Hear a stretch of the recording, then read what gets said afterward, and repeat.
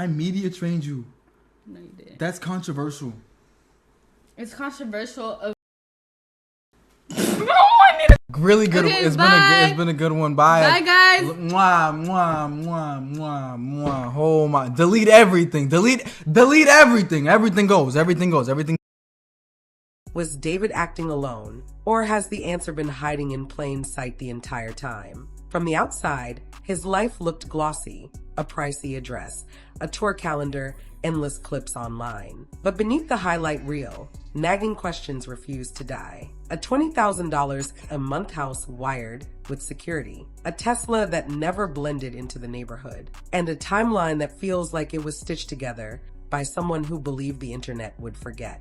The deeper you go, the more the details feel less like coincidences and more like a pattern. And that's where this story begins. Everyone keeps talking about the house, and for good reason. Picture a gated hillside street, so safe the neighbors brag about it, where cameras watch more faithfully than any night guard. The owner says the property is ringed with surveillance, entry points, yard, street views, the kind of setup where nobody slips through without leaving a digital echo. If that's true, then any late night visitor, any quiet exit, any sudden drive away should have left a breadcrumb trail. That alone changes the stakes. It means if anything happened, it happened under the gaze of lenses that don't sleep. It also means someone, somewhere, has footage that either clears doubts or raises 1,000 more. And if eyes were everywhere, the question isn't whether there's video. It's who has seen it, who controls it, and what it shows that we haven't been told. That brings us to the car. People say it lived on the street like a permanent fixture, recognizable,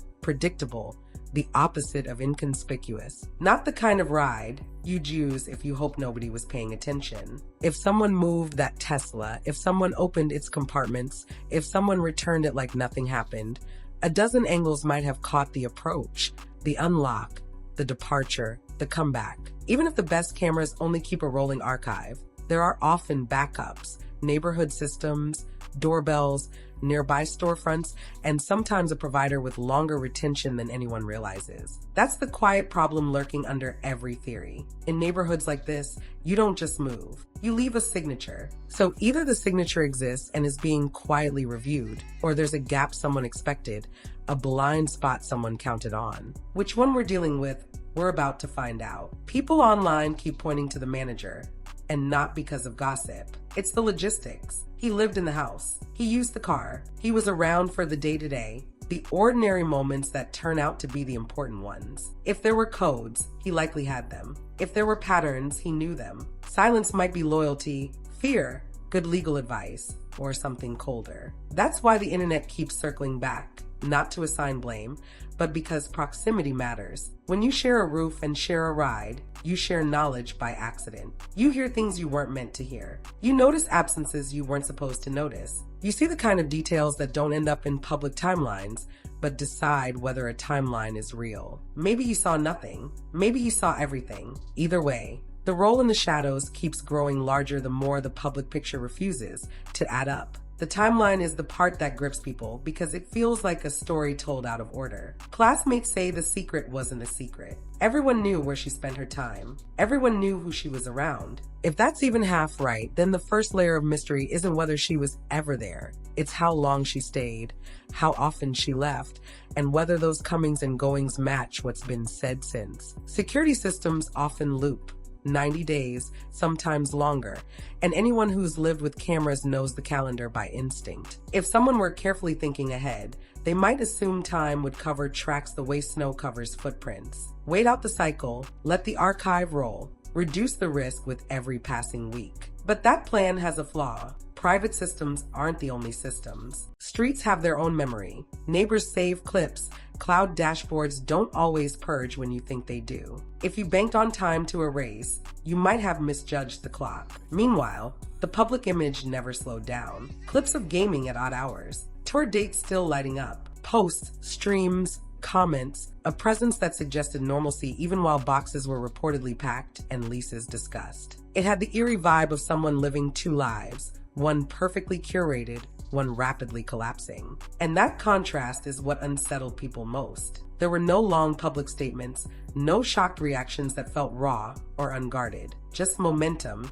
as if staying in motion could outrun a storm. The human instinct is to explain your side when the world fills in your silence for you. The strategic instinct is to let lawyers talk and let the calendar do its work. Which instinct won out here depends on who you ask. But the effect on the audience was the same. The absence of words started to sound like a message of its own. Then came the distractions. A blurry sighting here, a familiar silhouette there, the kind of low-res proof that spreads faster than it can be debunked. A woman at a show whose profile set the internet on fire for a day. People freeze-framed, zoomed in, compared old photos to new angles, convinced and unconvinced within the same thread. Maybe it was a coincidence. Maybe it was wishful thinking. Or maybe it was something more calculated. A lookalike in the corner of a frame, a whisper planted to muddy the water, a way to tell the public, you've got the wrong idea. When a story is this loaded, even the background of a clip becomes a battlefield. And if someone believed misdirection could pull eyes away from harder questions,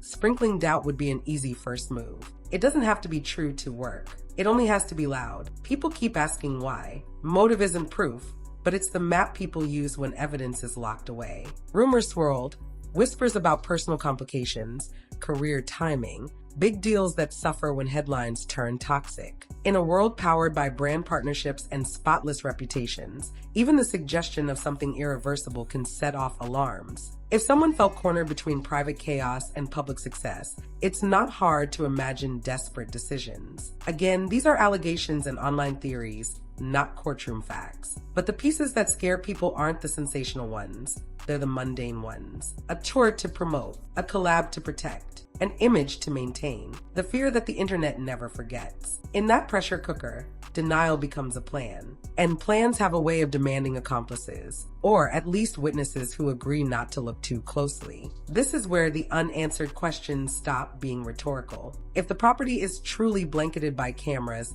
what do those files show about the nights that matter? If the Tesla lived on the curb, who approached it in the days that count? If the house was a revolving door of normal life, who was present, who was missing, who stopped showing up? There are so many ways to verify the basics. Time-stamped entries, phone pings, app logs, smart locks, cloud backups, neighbor doorbells, cellular handshakes, plate readers on nearby roads. A modern city maps our movement for us whether we consent or not. If the answers exist, investigators will eventually line them up like tiles on a floor. The picture those tiles form is the only one that matters. Until then, we are left with contradictions strong enough to bend metal. And still, silence. Maybe that's caution. Maybe it's confidence. Maybe it's what happens when the distance between what people believe and what someone can legally say has become a canyon. But there's a difference between staying quiet to protect a case and staying quiet to protect a storyline.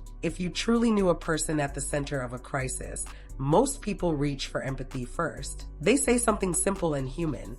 I'm devastated. I hope for answers. I'm cooperating fully. The absence of that tone isn't proof of anything, but it does make the room colder. And when the room gets cold, conspiracy rushes in to keep people warm. That's how we end up here, with theories multiplying because facts feel rationed. Let's go back to the manager for a moment, because this is where the internet's moral math kicks in. If you share a house with a situation you don't fully understand, what's your responsibility? Ask more questions, or keep your head down. If you use the car registered to someone who lives online, are you suddenly part of something you didn't sign up for? When the ordinary becomes irregular, strange hours, hush-hush errands, abrupt packing, do you look away or do you lean in? We love to think we'd be the person who speaks up on day one. But life is messier than that. Loyalty is rewarded until it isn't. Paychecks and proximity do strange things to a spine. Still, the public keeps coming back to the same quiet refrain.